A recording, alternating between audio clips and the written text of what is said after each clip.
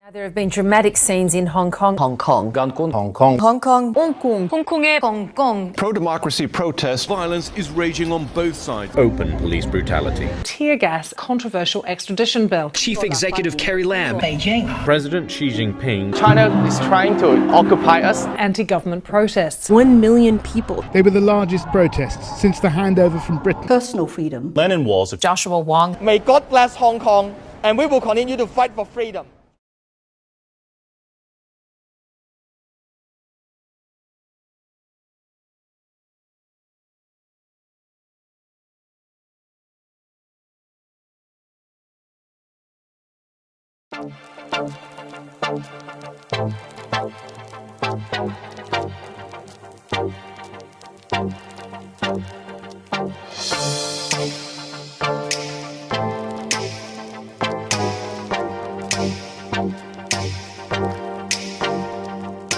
Okay, it's currently 10 o'clock in the morning and we just finished our hike to the top of Lions Hill along the Sha Tin Pass Road, I guess. Yeah, you want to say something, Dieu My? The hike was pretty exhausting, but it's better to walk in the morning because the weather is better. And no tourists. And no tourists, that's the most important thing and the reason why we wake up in the morning, because I hate waking up in the morning. But it's worth it for the view, you know. You will see some pictures now. Instead of starting our Hong Kong trip with a bustling and loud city tour, we've chosen the Lion Hill as our first destination. There we could absorb the mild climate of the morning with the calming nature and combine everything with an amazing view over Hong Kong.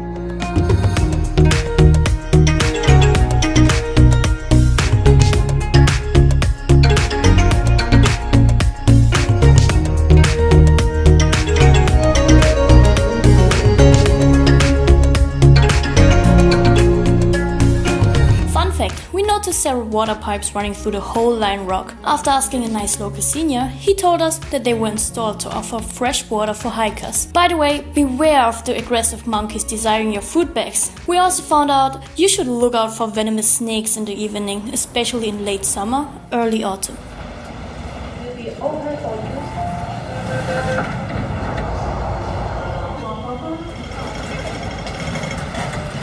After our exhausting morning hike, we crossed Victoria Harbour between Kowloon and Hong Kong Island with one of Hong Kong's national treasures, the Star Ferry. It's well loved by its people because it's a reminiscence of the old era of passenger transportation. The cute double-decker ferries have a history of more than 120 years. Even now, they still carry passengers reliably from A to B. They run every 12 minutes and one token only costs 3 Hong Kong dollars, which is roughly 30 euro cents. So step back to enjoy the past colonial British Hong Kong with the Star Ferry.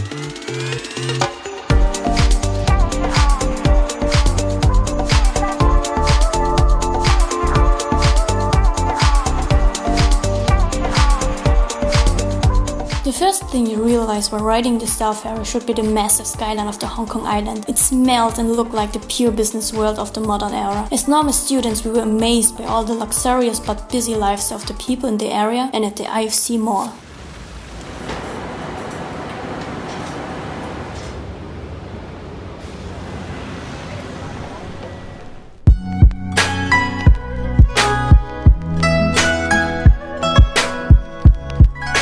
Strolling further around, you can see Hong Kong in a different perspective. It's a city full of contrast, where we explored the most modern parts of Hong Kong. You also have the districts with the appealing street flair. There are street markets, the street art, and just the normal people living their day-to-day life. A little tip to our social media friends: start with a street art tour at the Hollywood Road. You will find the most photographics, graffiti artworks to take some nice Instagram pictures.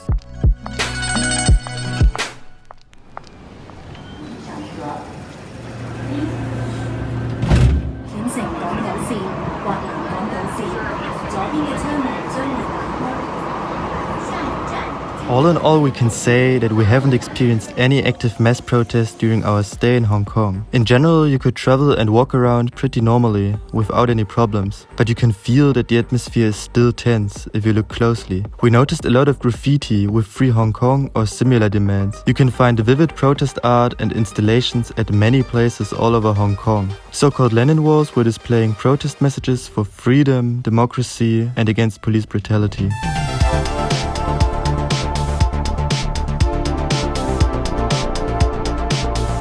When the night begins, Hong Kong is beaming in a new life. We started our night tour at the famous temple and ladies markets. Honestly, both were cool, but kind of overhyped and way too touristy. The neon signs are one of Hong Kong's most iconic aspects. The soft, beautiful lights are giving the city its special aesthetic look that movies and anime love to adopt. They have been around for decades. Sadly, these masterful handcrafts are slowly decreasing due to the rise of cheaper and more efficient LED lights.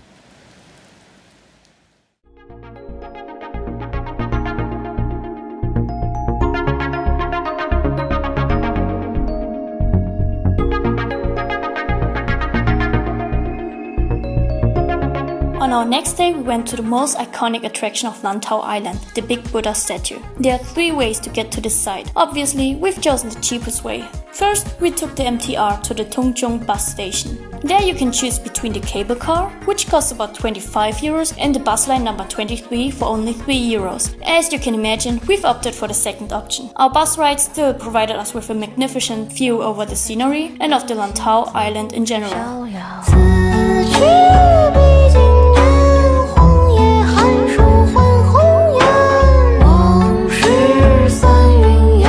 Because we've started our trip at 6 AM, it really felt like we were alone at one of the most popular sites of Hong Kong. The Big Buddha, officially named Tiantan Buddha, is a 34-meter tall bronze statue, which makes it the tallest seated Buddha in the world. You have to get a ticket for about 5 euros to enter the property, but it's not that much, with the fact in mind that you get a free ice cream, a bottle of water, and a whole package of crisps. Additionally, there is a small exhibition of the life of Buddha and different antiquities inside the statue. And don't skip the stunning Polian monastery located at the base of the monument while you are there.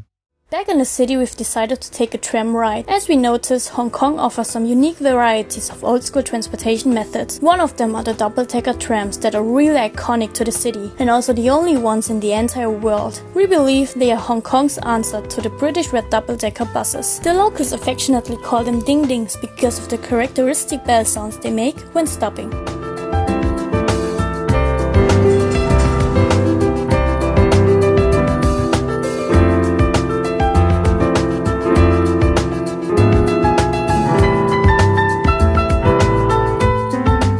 Finally, we wanted to explore another more famous viewing point over Hong Kong, the Victoria Peak. To get there, we used the Peak Tram. The Peak Tram started operating in the same year as the Star Ferry, but with the minor difference that it was a privilege of the upper class, which were residents at the Victoria Peak. Rising up to 369 meters above sea level, the tram reaches a very steep leaning gradient of up to 25.7 degrees.